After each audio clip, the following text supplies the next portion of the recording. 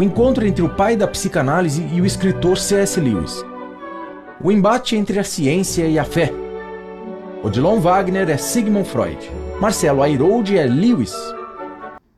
Corre que ainda dá tempo de garantir seu lugar na última sessão de Freud, na última sessão no Teatro Municipal, no Mega Bilheteria ou no Inclusive Brechó presencialmente. Você vai conferir muito o que eles falaram em coletiva antes de subirem no palco. Então, vem com a gente! Se banca!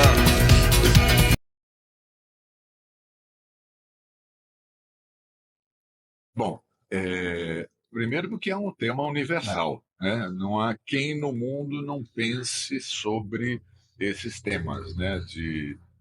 Esse é o tema central da peça. A existência ou não de Deus, sentido da vida, sexualidade, existe vida após a morte. São temas que qualquer ser humano pensa. E talvez a razão do sucesso da peça é justamente por isso, porque ela é tratada desse tema no encontro do Freud com o C.S. Lewis. Marcelo vai falar do C.S. Lewis logo em seguida. E é um encontro de dois homens que falam, têm visões diferentes sobre o mundo, sobre essas questões. E, e isso é um tema que são temas universais. Qual é ser humano que já não pensou sobre esse tema, não é? E outra coisa, você encontra esses temas, né, na peça, mas eu acho que, como a gente tem dito, o Odilon frisa muito isso, que a peça é uma homenagem ao diálogo. Então, quando você pega um ateu, que é o Freud, e um cristão, que é o Lewis, que essa oposição, esse conflito no teatro já é maravilhoso, mas na peça mostra que essa possibilidade de pessoas com ideias completamente diferentes, mas sendo inteligentes, podem dialogar. Ideias diferentes é muito melhor do que ter uma ideia só, né? E hoje que nós vivemos nessa época do cancelamento, então a peça ela é um elogio ao diálogo, como a gente diz, e mais do que isso, mostra para quem quer ter uma ideia só e achar que a sua ideia é melhor, que a soma de duas ideias diferentes é muito melhor. Então, além desses temas todos, tem esse conceito no espetáculo. De diálogo, né? E fala um pouco do Lewis. O Lewis bom, Freud, pai da psicanálise, mudou a humanidade, né? A humanidade é uma antes dele e outra depois. E o Lewis, mais jovem que o Freud, é o homem que escreveu, por exemplo, Crônicas de Nárnia. Então, de alguma forma, todos conhecem o Lewis. E era um homem ateu também, assim como Freud, e que se converte num determinado momento da vida dele. E aí o Freud fala, como assim um homem tão inteligente como ele se converte à fé, passa a acreditar em Deus, e aí chama o Lewis para uma conversa e quem vier vai saber como acontece. E é o começo da peça. Esse é o começo da peça. Quando o Lewis chega para essa conversa. Quando o Lewis chega para essa conversa, é a hora que a história começa. É o encontro dos dois no gabinete do Freud, cenário lindo de madeira, o divã dele, né? Tem toda a coleção de arte dele, os livros. E aí começa essa conversa, que é uma conversa irônica, bem-humorada, porque são dois homens bem-humorados, que, como ele disse, sim, tem embates algumas vezes muito fortes, muito veementes, mas sempre respeitosos, nunca passam do limite da agressão pessoal. Eles discutem ideias, eles não agridem pessoas, eles discutem ideias. E a peça é muito divertida, porque tudo isso, pega o Freud, o intelectual, o pai da psicanálise, o Lewis, professor de Oxford, não sei o quê, um homem intelectual, mas a conversa é como se dois caras conversando no botequim. E a plateia, todo mundo entende. A plateia inteira é o terceiro convidado, né? Que Lewis, Freud conversando de forma super acessível e a plateia entende absolutamente tudo. Não tem nada na peça que é muito fechado, muito cabeção. Não é aula, não é aula de Freud. Nada é didático, não tem, é bonito, é poético e é engraçado. E todo mundo sai transformado. Eu acabei de entrar no projeto, faz pouco tempo que eu estou no projeto. Graças a Deus, como diria Lewis, mas é O verdade. Freud já diria: Deus não existe. Deus não existe, aí já começa um embate. O Freud, para a gente fazer caricatura de Freud é muito fácil, porque todo mundo conhece ele, né? Pelo menos a imagem dele, e Freud explica essa frase, qualquer um conhece. Então, para fazer caricatura de personagens muito conhecidos, muito marcantes, até pelo seu tipo físico, é perigoso para o trabalho do ator. Então, a gente fugiu disso. Elias Andreato, que é o nosso diretor, a gente fugiu desse caminho, tentamos levar para os dois personagens a verdade, humanidade do personagem. Freud, na peça, tem 83 anos. É o último ano de vida dele. O Lewis está com uma faixa de uns 50 e tantos, 60 anos, por aí. 50 e poucos, acho que ele tinha, Sim, né? Jovem professor de Oxford. Freud já mais velho, um pouquinho mais ranzinza, mas com humor muito cáustico também. E doente, né? ele Já tinha muito um doente. câncer na boca. Isso aparece na peça, mas não de uma maneira que atrapalhe o desenvolvimento do pensamento. Porque o mais importante da peça é a energia e o pensamento desses dois homens que, cada um na sua história, mudaram o pensamento filosófico científico do século XX. O Lewis também com as ideias dele. Então, o importante é trazer essa discussão, essas reflexões que a peça traz. Eu acho que bons personagens sempre modificam um pouco a vida do ator, né? A gente faz muitos personagens, muito diferentes, mas um bom personagem sempre faz, quando a gente se aprofunda nele, a gente sempre faz com que a gente passe a refletir sobre assuntos novos que nós, como seres humanos, como artistas, não conhecemos, porque, né, um personagem que nos trouxe isso. Então, sempre eu, pelo menos sempre, indiretamente, eu saio transformado de alguma forma. E pegar esses dois homens da história, com certeza a gente muda uma série de coisas na vida, pensando. Refletir novamente, por exemplo, fazia tempo que eu não pensava de novo, sobre a Existência ou não de Deus, né? Não é? Então, com certeza isso já é uma reflexão importante. Para mim, sem dúvida nenhuma, também muitas reflexões vieram, e principalmente do Freud, o que eu retive dele esse período todo foi a profundidade com que esse homem se jogava nos temas. Nada dele era superficial. Ele era ateu, debatia contra a, essa crença de que existe Deus, e principalmente das religiões.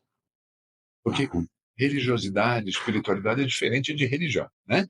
Ele debatia muito as religiões e essa dependência que o ser humano tem dessa crença divina e tal. Mas ele estudava Velho Testamento, Novo Testamento, livros sagrados de outras religiões, para poder entender. Não é gosto ou não gosto, quero, não quero, cancelo aquele que não pensa como eu. Uhum. Então, essa imersão que o Freud fez na sua vida toda nos temas em que ele debateu, isso para mim teve eu não conhecia Freud profundamente. É. Lido um pouquinho sobre ele, pouca coisa dele, inclusive. Então, para mim foi um momento muito transformador, sim. E a própria dúvida dele faz com que a gente possa até reafirmar a nossa fé. Porque ele traz reflexões que ajudam a gente a reforçar, inclusive, a fé. E é muito interessante porque os dois, o Lewis é cristão, né? Mas o Freud pesquisando as formas, porque ele acaba nos dizendo que existem várias formas de se acreditar em Deus, se é que ele existe, ou em deuses, se é que eles existem.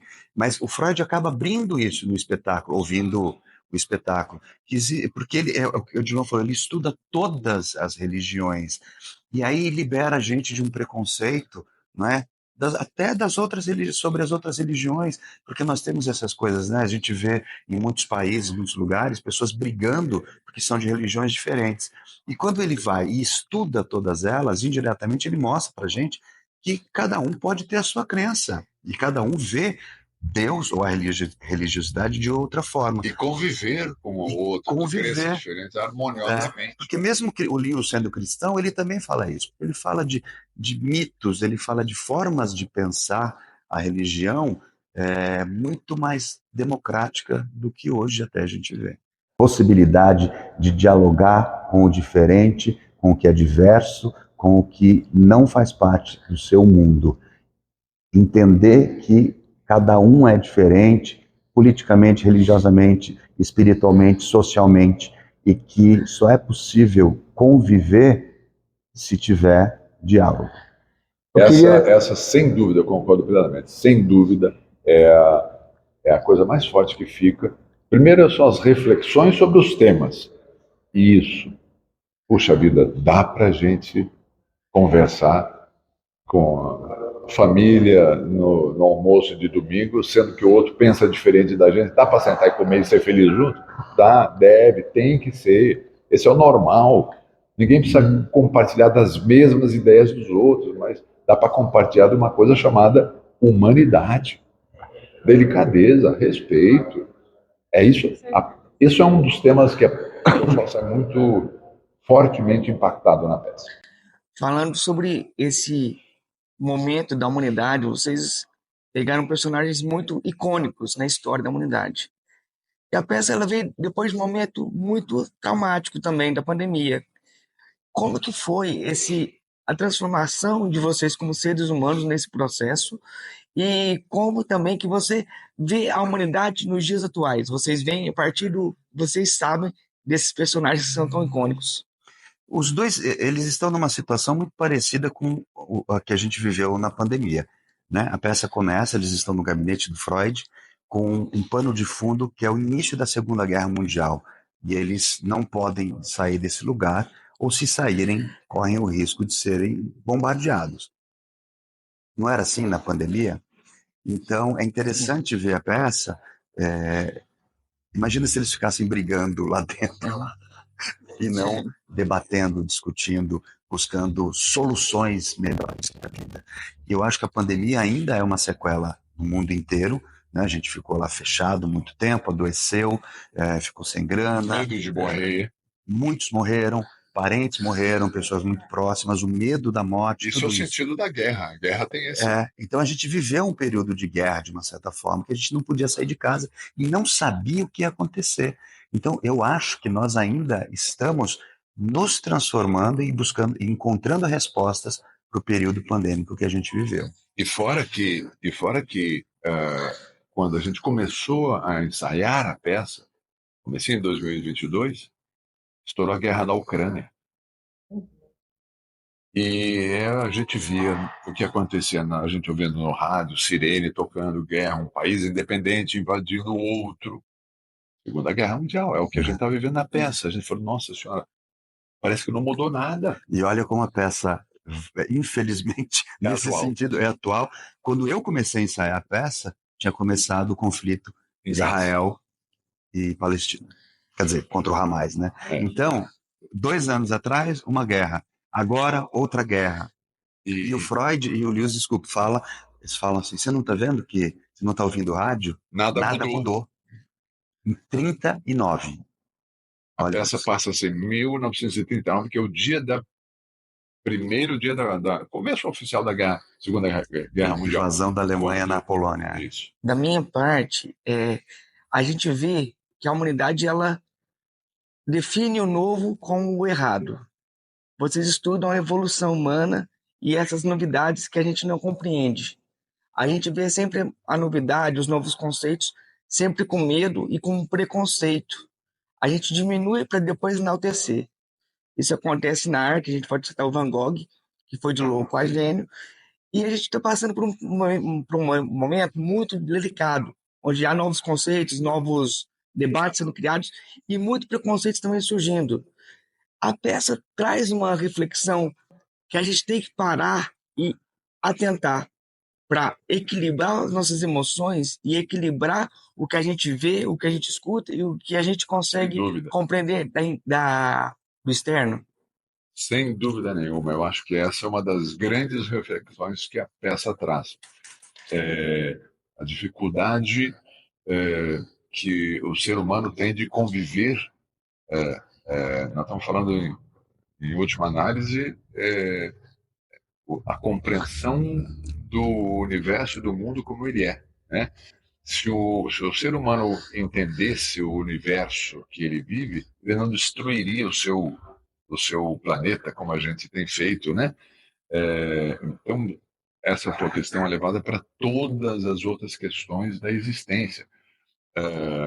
Eu acho que o que coloca o Freud e o Lewis num ponto comum é que eram dois humanistas, duas pessoas que tinham ideias, não importa que sejam diferentes em determinados pontos, mas eles tinham muitos pontos de convergência, ou seja, do respeito ao ser humano. Eram dois homens que se dedicaram a entender a alma humana sob pontos de vista diferentes, para poder enfrentar essas questões filosóficas que você coloca aí. Então, sim, a peça traz uma reflexão e por isso que o aplauso do público no final é tão entusiasta, é tão assim, impressionantemente, tem uma vibração que impressiona a gente todos os dias. Eu tenho um conceito de vida que eu levo para todos os lugares. O Marcelo já conhece, eu conversei com ele. O termo que me define é deficiência, que significa falta de alguma coisa. Eu troco esse termo por singularidade, porque todo mundo é único, todo mundo é singular. E eu tento levar isso para todo lugar que eu vou com um sorriso, porque ninguém é obrigado a conhecer nossa história. Então, porque a gente tem que se mostrar. Como que vocês veem a questão de singular do Freud na época de hoje, que ele vivia essa singularidade num processo muito mais intenso de cada um, quando ele analisava, e o C.S. Lewis também via essa visão de uma forma totalmente diferente, mas completamente humana. Como que vocês trabalharam a singularidade dos personagens? E eu quero saber uma singularidade de vocês. Isso junta com o que você estava falando, né? Ser singular é lidar com o novo sem o preconceito, né? Então, lidar com essa singularidade do outro é ter respeito pelo que lhe é único, não é? Então, isso é importante. E os dois personagens fizeram isso a vida inteira. O Freud cria esse pensamento, inclusive, né? O Freud fala de sexualidade em 1900, no começo do século, em 1905 ele está falando de sexualidade, inclusive a partir da infância, e já era revolucionário. Hoje, se você fala isso, é capaz de você ser cancelado. Então, eles lidaram com singularidades, defenderam, especialmente o Freud nesse sentido, e mostra, não há preconceito. E o Freud, só para você ter uma ideia, além dessa, ele sofreu muito preconceito por causa das ideias dele, né? Sim. Então, ele, além da questão da sexualidade, a questão da psicanálise, ele está começando a trabalhar com hipnose, com várias coisas, até descobrir todo o caminho. O fato dele ser judeu no momento que o nazismo estava crescendo, tudo isso deixava ele de lado. Ele nunca conseguiu crescer na carreira acadêmica por esses preconceitos todos que tinham sobre ele. Singularidade. Mas, no entanto, foi um homem que mudou o pensamento do século XX. Mas muitos acadêmicos cresceram com ele, né?